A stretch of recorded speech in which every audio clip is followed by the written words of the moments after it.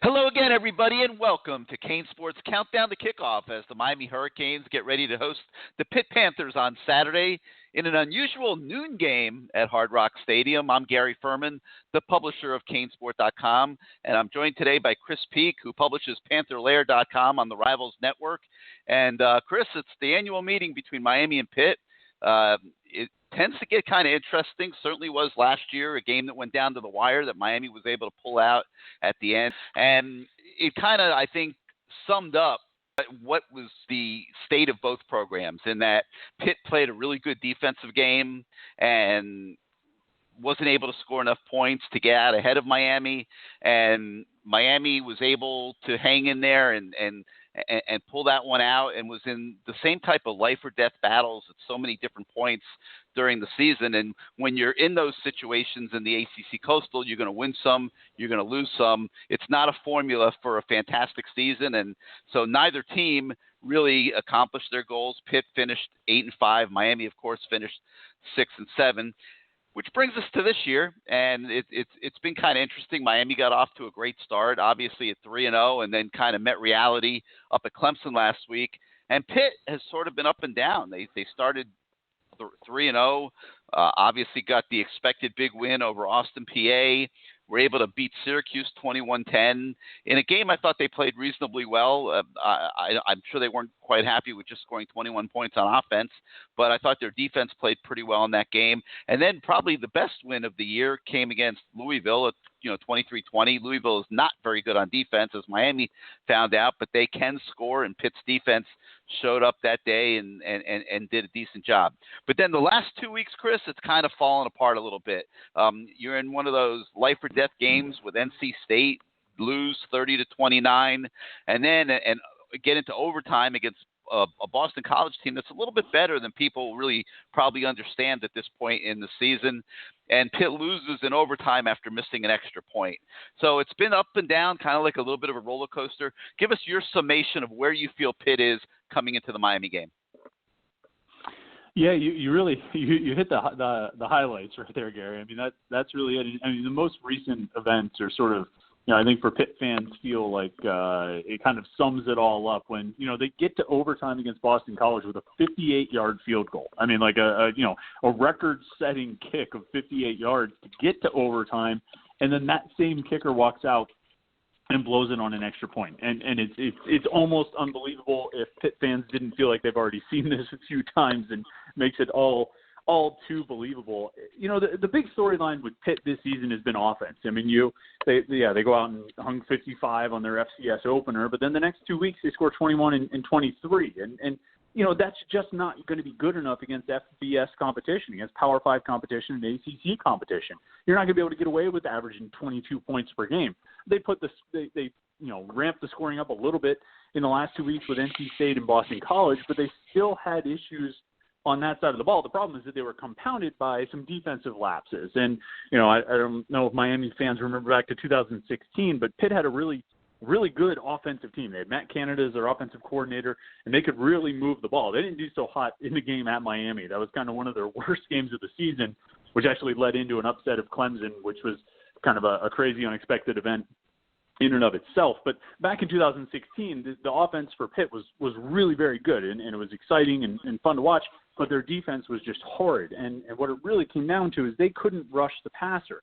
So quarterbacks would drop back, and Brad Kaya certainly took advantage of this, would drop back and just drop dimes on single coverage downfield, which is how Pat Narduzzi's defense is supposed to play. It's predicated on a really strong pass rush and then single coverage downfield, with the idea being that, they're going to get to your quarterback and make him uncomfortable and disrupt his timing with a little bit of physical press coverage on the outside to disrupt the timing on the pass routes, and then, hopefully make it very difficult to throw the ball. Well, if you can neutralize that pass rush a little bit, you can really find options downfield. In the last 2 weeks, we've seen Devin Leary from NC State and Phil Dracovic from Boston College both look really good. And I think they're both very good quarterbacks, but they were able to take advantage of it because Pitt's pass rush wasn't getting home, and they were able to just throw basically fade patterns, which is, just put the ball up and let your receiver go make a play against, some undersized corners that Pitt has.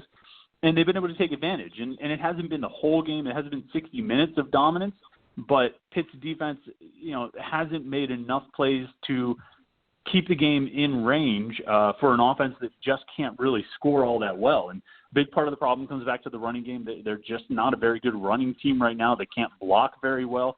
I think their running backs are talented, but there's nowhere to go. I mean, there's guys in the backfield, it seems like every play. It's not quite that extreme, but I mean, it sort of feels that way. There's just no openings for these guys to run through. And when you're one-dimensional like that, even with a pass-happy coordinator like Mark Whipple, you need to have some kind of balance. And when you're one-dimensional, you're predictable, and it's really tough to make things work. And that was an issue in the Syracuse and Louisville games, but their defense played so well that they were able to get away with it.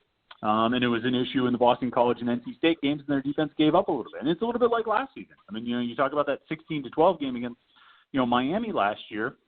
I mean, the defense played well enough to win, but the offense just couldn't get anything going, and it cost them the game, and it cost them at least 2 wins last season. And that's how a 10-3 really good season turns into an 8-5 just so-so season, and this year's looking like more of the same. Well, let's touch on some of these things. When I look at Pittsburgh from the outside in, I see what I feel is a program that underachieves. I think that at Pitt, you have the capability to recruit decently. I mean, Pennsylvania football is pretty well respected. Maybe it's not South Florida football, but you have a lot of good players that come out of Pennsylvania, and you're sharing the state with Penn State, obviously. But Pitt should be able to recruit a pretty fair number of Pennsylvania players. You think of linemen from that area of the country. It's always been a decent area for linemen. So when I look at Pitt, I'm looking at a program that I think should be one of the better programs in the ACC year after year after year. And it seems to always end up somewhere in the middle. So I guess my first question is Pat Narduzzi. And obviously he was a first-time head coach coming into Pitt. Where do you feel he is right now at this stage of his career? What is this year? 5, I believe, for Narduzzi? This is 6, actually. This is his 6th year at Pitt. He's been there this long, yeah. All right, so he's in year 6. And what is the general feeling up there at Pitt about Narduzzi and the job he's doing? Well, coming off a 2-game losing streak, as you can imagine, the Pitt fans aren't real pleased right now. They feel like he's underachieved. And, I mean, I think you can look back, particularly over the last 2 seasons and coming into this year. I mean, 2018, they won the Coastal Division. That's an accomplishment. But they ultimately went 7-7 that year. They lost to North Carolina, who had one win over a Power 5 opponent, one win over an FBS opponent, and that was Pitt. That was the only game Carolina won against FBS competition in 2018. And then they go to the Sun Bowl after, getting blown out by Clemson in the ACC championship, and they play Stanford, who was missing a bunch of guys due to injury, and there, again, the offense couldn't do enough. They lose 14-13. So that's 2 wins that, that you just blew it. They're bad losses. And you'll go 7-7 instead of 9-5, which would be more or less respectable. And you go into last season, and the Miami game. I mean, like you said, Miami was the 6-7 team. You lost that game 16-12. That's a bad loss at home. And they finished the regular season losing to Boston College 26-19, another team that barely got to 6 wins. They got to 6 wins by beating Pitt in the season finale. That's 2 losses right there that, quite frankly, you just shouldn't have. They're bad losses. And that turns, what could have been 10-3 into 8-5. And I think Pitt fans are frustrated about how bad losses seem to be piling up, how missed opportunities seem to be piling up. This isn't talking about going out and upsetting Clemson or beating Alabama or something. Miami and Boston College last year, North Carolina and Stanford the year before. Those are winnable games. Those are games you should win if you are where everyone thinks you should be as a program. And Pitt clearly wasn't. And now this year with the NC State and Boston College losses, it's piling up and leading more and more fans to sort of feel like maybe it's not going to work. Like maybe there is a ceiling for Pat Narduzzi, and maybe it's 8 wins, and he's not really going to break through that ceiling. I try to hold off until the end of the season to render those judgments, but I can see where some of the evidence is, and he's got big wins. They upset Clemson in 2016. They beat Miami in 2017 at the end of the regular season.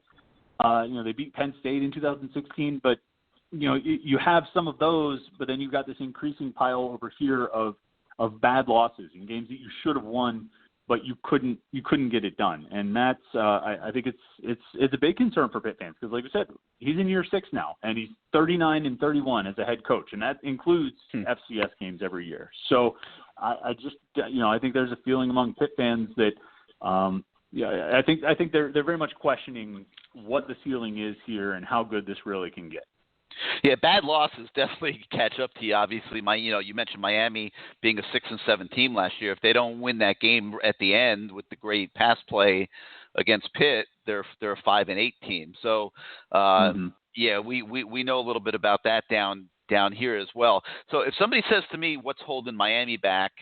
I say recruiting. They're just not doing a good enough job of evaluation. They're losing too many kids every year out of their recruiting classes because of that, for different reasons. And they need to do a better job of recruiting. And, of course, fans always want to fire every coach. What's holding Pitt back? What in your mind is holding Pitt back? Yeah, if I had to point to one thing, I'd say their offensive line hasn't gotten better.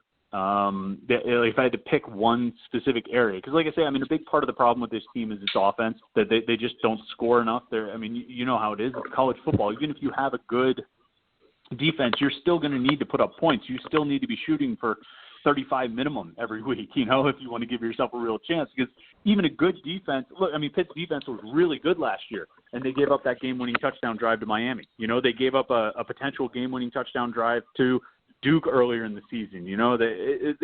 Even a good defense can get beat on a crucial drive. You need to be able, and you need to have the mentality and the mindset to go in that you're going to outscore your opponent, that you're going to, not just hold them to fewer points than you, but you're actually going to score more than they do. And I think that's a philosophy. But the problem is they haven't been able to get a balanced offensive attack really since 2016. Their quarterback situation was a mess in 2017. They went through 3 different quarterbacks. 2018, they had 2,000-yard rushers, but they couldn't really throw the ball at all, and that got Sean Watson fired as the offensive coordinator. They hired Mark Whipple, and last season and so far through 5 games this year, they've just thrown the ball a million times, and they can't run it to save their lives. And I think a lot of that comes back to offensive line recruiting, evaluation, coaching, development, and talent. And they're just not good enough. And, someone smarter than me can tell me if it's a bad scheme or if it's bad blocking technique or if it's just talent of the linemen.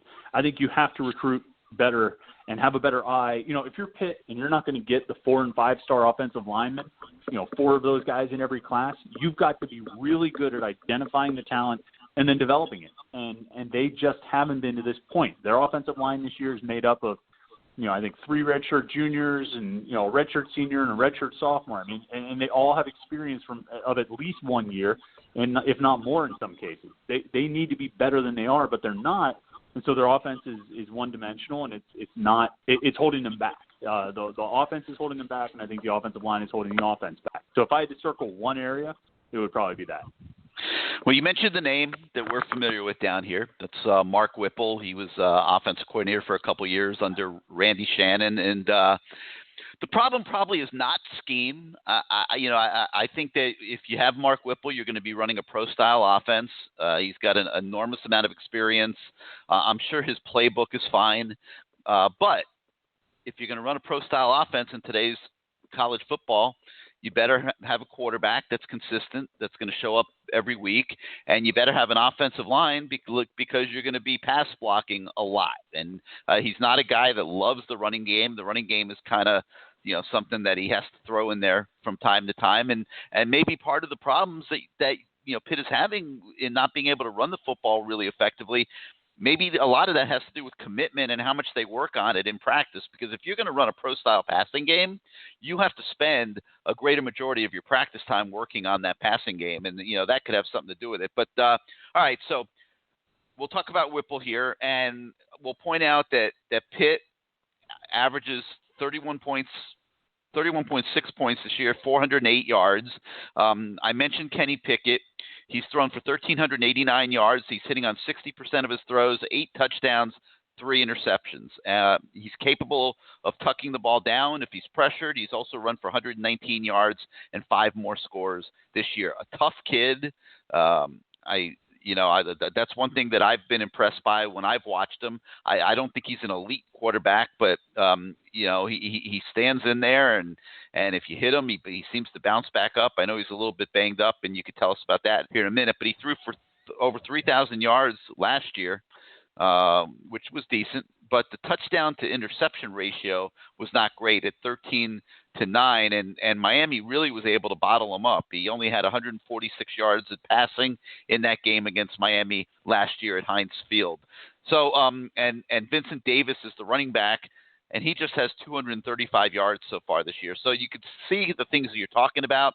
The struggling running game, you probably want a little bit more consistency out of Pickett. So give us a summation of where you think Pitt is in that regard coming into Miami.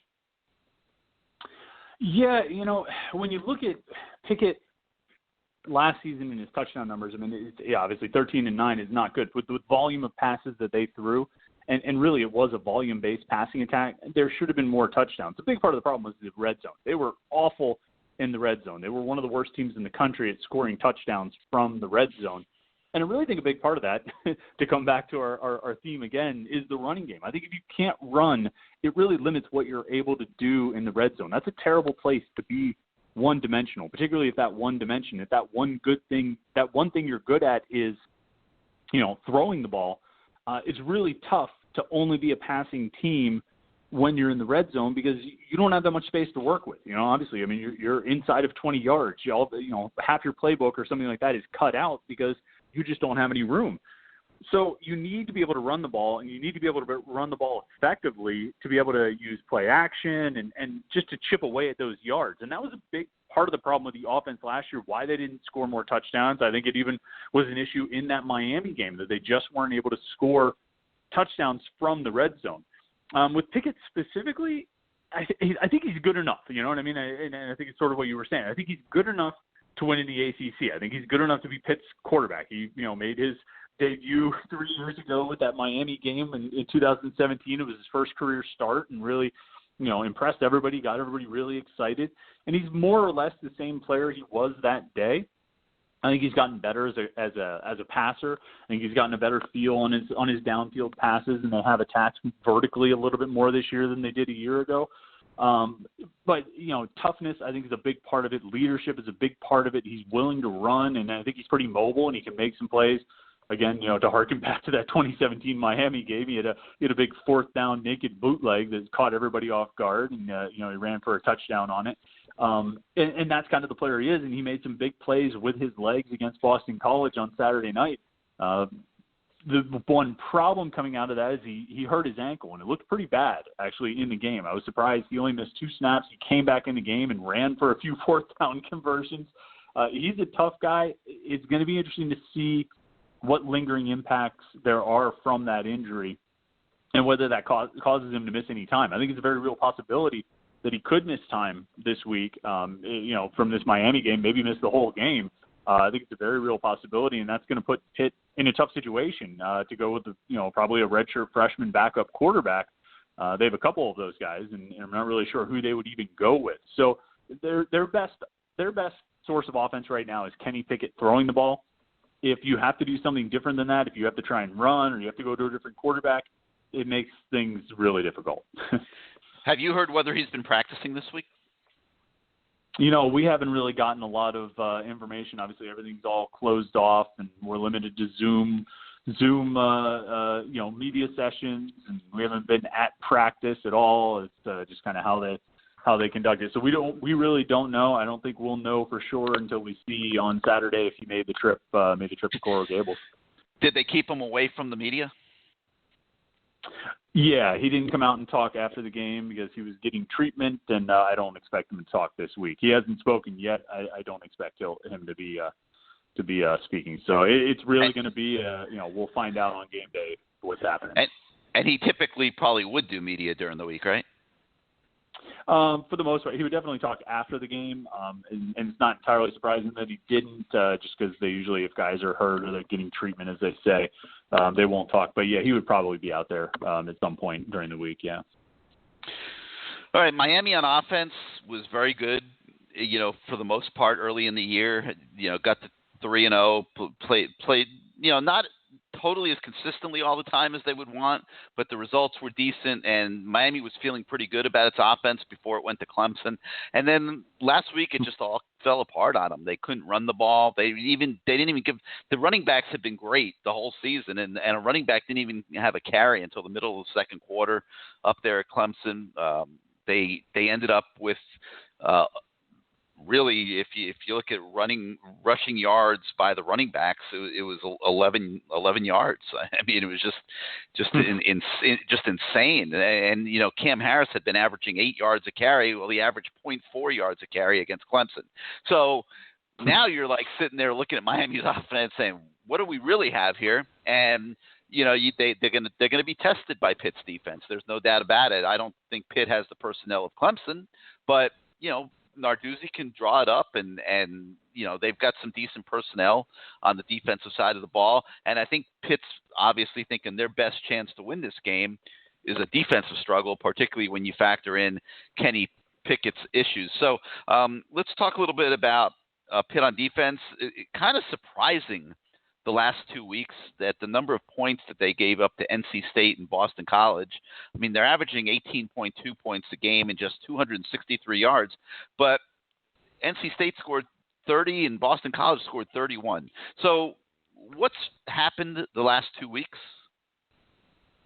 Yeah, it's all – I mean, the biggest thing is the pass rush. If they're not getting – I mean, this defense is based on playing man coverage, single coverage, leaving the defensive backs basically out on an island and getting a pass rush and pressuring the quarterback, making him uncomfortable, and disrupting his timing.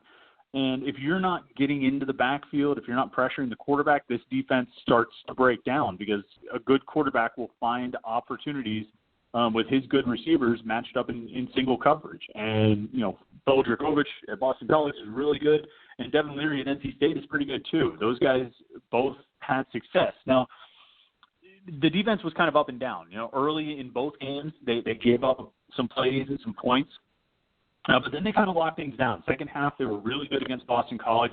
Kind of the second and third quarters, they were really good against NC State, but then some of the weaknesses shown through again. And it really is about what happens up front. Patrick Jones and Rashad Weaver are two really good defensive ends. They've gotten a decent push out of their interior linemen, but it's really about Jones and Weaver and those guys winning their matchups on the line of scrimmage and getting into the backfield. And Patrick Jones leads the nation in sacks. He's got 7 so far. He had 3 in the game at Boston College, and that's what this whole thing is predicated. It's all about getting in and pressuring the quarterback. And if they can do that on Saturday, I think they're going to make life difficult for Miami. I think they did that to some extent last year when they played against Miami at Heinz Field.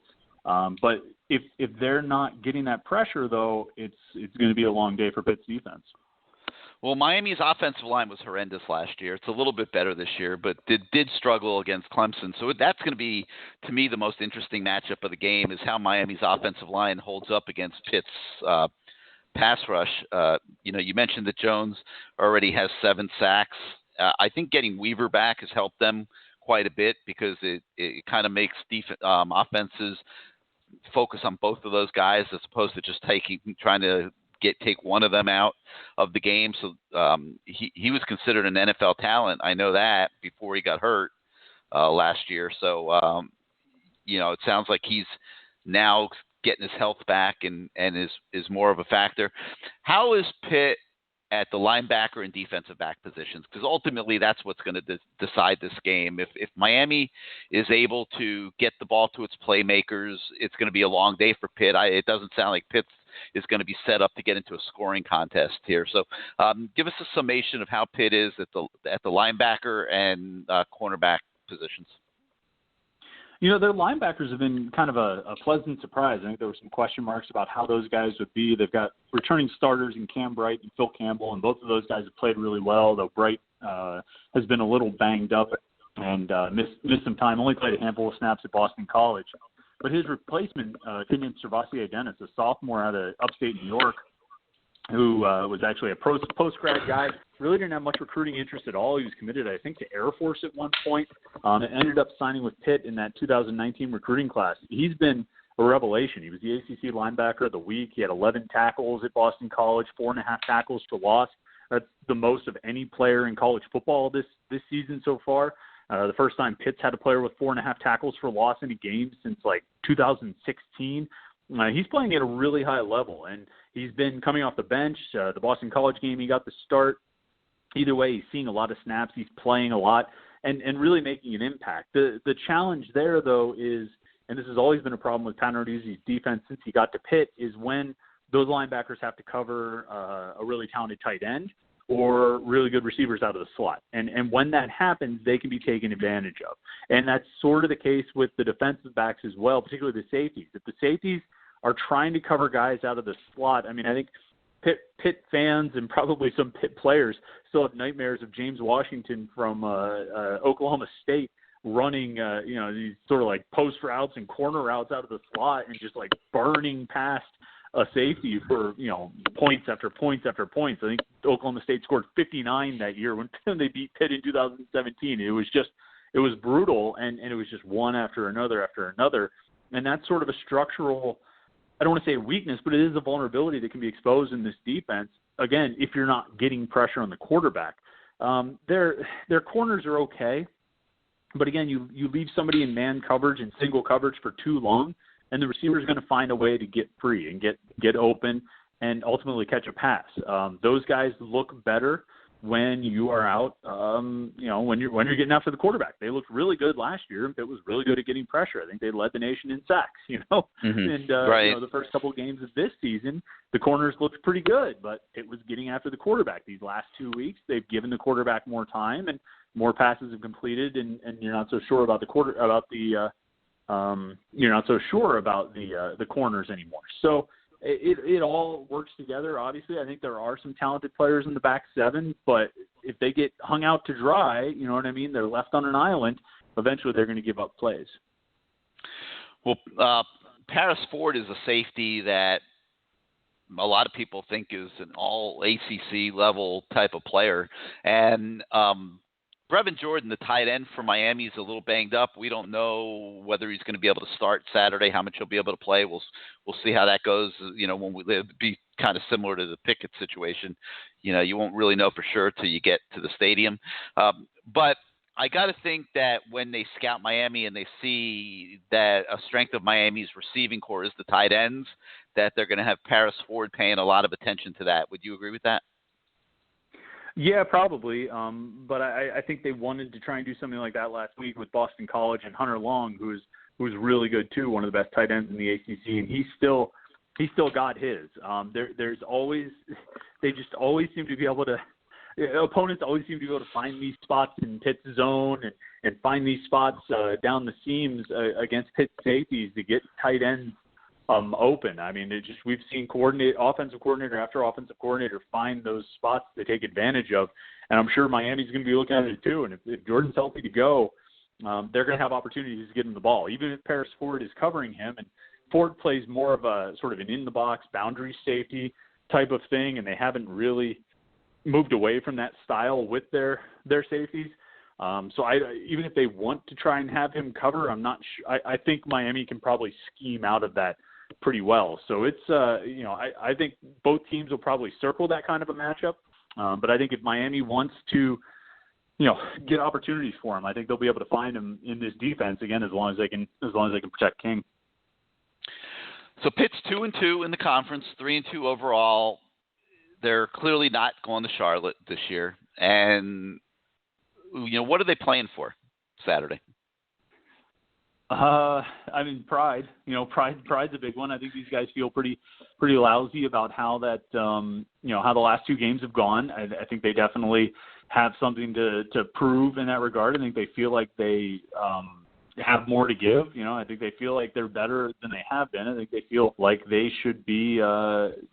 They feel like they shouldn't have lost those games. I think they feel like they should have been, no worse than 4-1 going into this Miami game and possibly 5-0. I think that's what they genuinely believe about themselves. They felt like this was the best team they've had, under Pat Narduzzi, and thus far it hasn't performed as such when you're 3-2. So I mean, I think they still very much believe they can get back on track. I think it's pretty hard when you've already got 2 ACC losses and you still have Miami, Notre Dame, and Clemson on the schedule. Wow, I didn't realize they had all 3 of them. Yeah. So can Narduzzi rally the troops? Nice. Will they respond to him to that degree? I think that I don't tend to I don't really think he's lost the team or anything like that. I think these kids have a lot of pride. I mean, I know swagger is a Miami trademarked property, but these guys they've got some swagger about themselves, or they like to, and you could see it. I noticed it especially when I was rewatching the Boston College game. They have a wide receiver, Zay Flowers, who caught the game-winning touchdown in overtime, and he was the stare down he gave Pitt's cornerback Jason Pinnock just told me everything I needed to know about how much Pitt had probably been talking during this game. For him to sort of stare it down like that and say, you know what, you guys need to shut your mouths. And I think this is a defense that likes to talk. I think they like to, walk around and strut and stick their chests out. But they've been getting beat. And I think they want to, if they want to keep, having that swagger, then they need to play up to it. And I think they know that. And I think they hold themselves to a high standard, and they have high expectations for themselves, and that's really what's on the line this week against Miami, and then next week against Notre Dame, and then so on and so forth as they move through Florida State and Georgia Tech and Virginia Tech and Clemson and all that. So I think there is something to play for. The ACC championship is probably out of reach with 2 losses, but I think these guys have a lot of personal pride, which is so there's something to be said for that. Well, they're under the gun for sure. Well, Chris, we really appreciate your time today, giving us a little insight into the Panthers. And so for Chris Peak of PantherLair.com, I'm Gary Ferman, and we thank you so much for joining us this week on CaneSport's Countdown to Kickoff. Goodbye, everybody.